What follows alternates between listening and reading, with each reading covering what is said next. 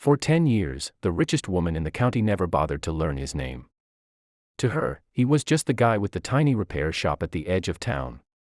The man who always said yes when everyone else refused. The one who quietly accepted truckloads of broken engines that no mechanic wanted to touch. She called them junk. He called them another chance.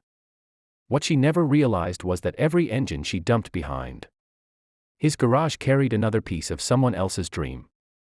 And the day she needed mercy, the only person willing to give it was the men she had spent a decade treating like he didn't matter.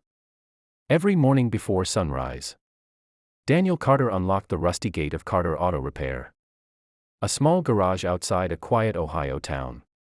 The building wasn't impressive. Its paint had faded years ago. The roof leaked whenever it rained. The office coffee machine only worked if you kicked it twice. But inside that garage lived something rare. Hope. Daniel was a widower raising his 12-year-old daughter, Lily, after his wife, Emma, lost her battle with cancer. Life had never given him much. Yet somehow, it never managed to take away his kindness.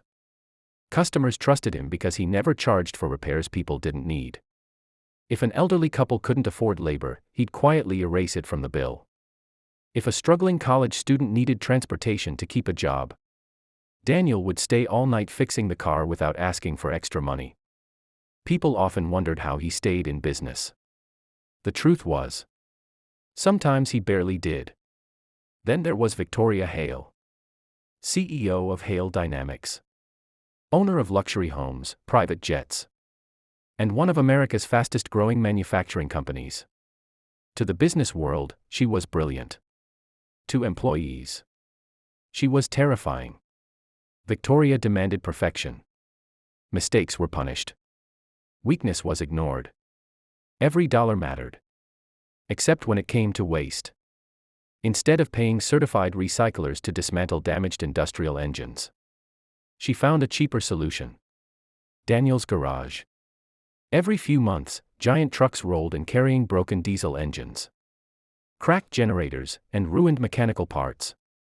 Take whatever you can salvage, her assistant always said.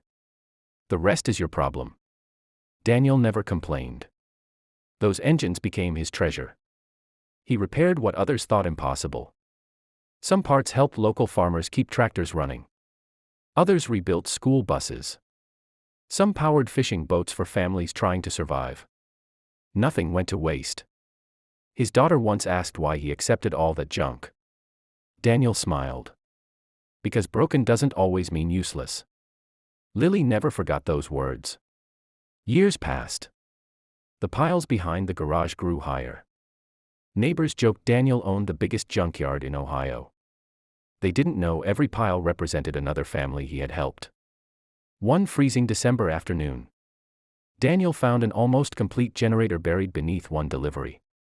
After weeks of careful rebuilding, he donated it to a homeless shelter before a blizzard arrived. The director cried.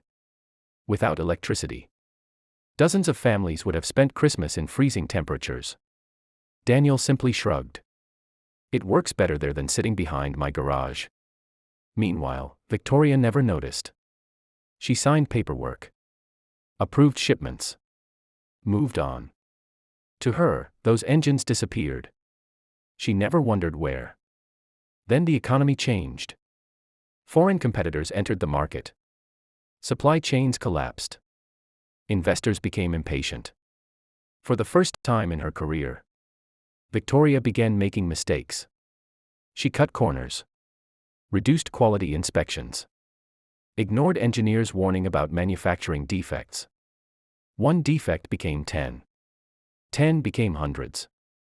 Soon, faulty industrial engines reached customers across America. Construction companies suffered massive failures. Hospitals reported emergency backup generators shutting down unexpectedly. Lawsuits followed. Government investigations began. News stations called it one of the biggest industrial failures in decades. Hale Dynamics stock collapsed almost overnight. Banks froze loans. Partners disappeared. Board members demanded answers. Victoria watched billions disappear faster than she believed possible. For the first time, money couldn't fix everything. Then came the final blow. Federal inspectors ordered thousands of engines recalled immediately. The company had no functioning replacements. Factories stopped. Employees feared layoffs. Victoria stood alone inside the massive warehouse filled with defective machines. Everywhere she looked. Failure. One exhausted engineer quietly said, "There may be one person who can rebuild enough engines quickly." She frowned. Who? The mechanic outside Millbrook. Carter Auto Repair. She laughed. A tiny garage. The engineer nodded. You'd be surprised what he's capable of. Reluctantly, Victoria drove there herself. The same broken garage. The same faded sign. The same rusty gate she'd ignored for 10 years. Daniel looked up from rebuilding an old engine. He recognized her immediately. She looked different. Not powerful. Not confident. Just tired. For several seconds, neither spoke. Finally she said quietly, "I need your help." Daniel wiped grease from his hands. "Tell me what's happening." She explained everything. The recalls. The lawsuits. Thousands of jobs hanging in the balance. Families depending on those paychecks. She expected anger. Instead, Daniel simply listened. When she finished, she looked at the ground. "I know I never treated you fairly. I know what I dumped here. I know I should have respected your work. I don't expect forgiveness. I just don't know where else to go." Daniel stared toward the mountain of engines behind his shop. 4 years. Everyone saw garbage. He saw possibilities. He looked back at Victoria. "This isn't about saving your company." She nodded sadly. "I know. It's about saving the workers." She whispered. "Yes." Daniel smiled gently. "Then we'll start tomorrow." Victoria blinked. "Just like that?" He nodded. "My wife used to tell me something. Hurt people often make hurt decisions. If helping you keeps thousands of families employed, it's worth doing." Victoria couldn't remember the last time someone offered grace without asking for something in return. Word spread quickly. Retired mechanics volunteered. Former customers returned. Farmers loaned equipment. High school shop teachers brought students eager to learn. The little garage transformed into a community workshop. For 6 exhausting weeks, they rebuilt engines day and night. Daniel taught everyone. Every repaired engine represented another family keeping a paycheck. Another business staying open. Another child whose parents wouldn't lose everything. Victoria worked beside them. For the first time in decades. She held tools instead of boardroom presentations. She scraped grease from her fingernails. She carried heavy parts. She listened instead of giving orders. Slowly, something inside her changed. One evening she noticed Daniel secretly slipping cash into a volunteer's toolbox. "What's that for?" "He lost work helping us." "You paid him?" Daniel smiled. He'd never accept charity. "So I called it overtime." Victoria stood speechless. She had spent years believing success came from protecting every dollar. Daniel kept giving his away. Yet somehow, he seemed richer. By spring, thousands of rebuilt engines were delivered nationwide. Layoffs were canceled. Communities celebrated. The government praised the unprecedented recovery effort. Hail Dynamics survived. Barely.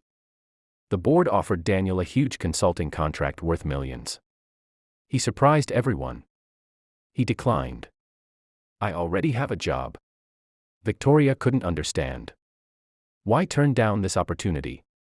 Daniel looked around his little garage. A young mechanic laughed while teaching Lily how to rebuild a carburetor. An elderly customer waved from the waiting room. Children played with the shop dog outside. He smiled. "I already wake up excited every morning. That's worth more than money." Weeks later, Victoria returned once more. This time without lawyers. Without assistants. Without cameras. She carried only a folder. Inside were the deeds to several empty properties surrounding Daniel's garage.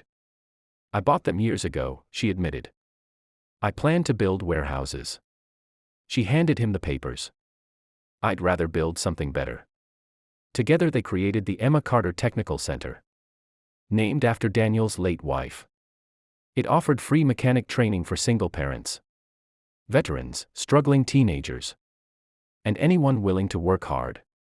The old piles of broken engines became classrooms. The discarded machines that once symbolized waste now taught thousands of people valuable skills. Lily grew up watching lives change every single day. Years later, when reporters asked Victoria what saved her company, they expected her to mention strategy, investors, or innovation. Instead, she smiled. I thought success meant never needing anyone. I was wrong. The strongest people are the ones who never stop helping others. Then she pointed toward an old photograph hanging in the training center.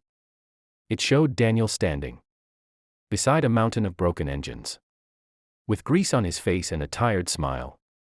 He spent 10 years turning my garbage into hope. When my world fell apart, he did the same for me.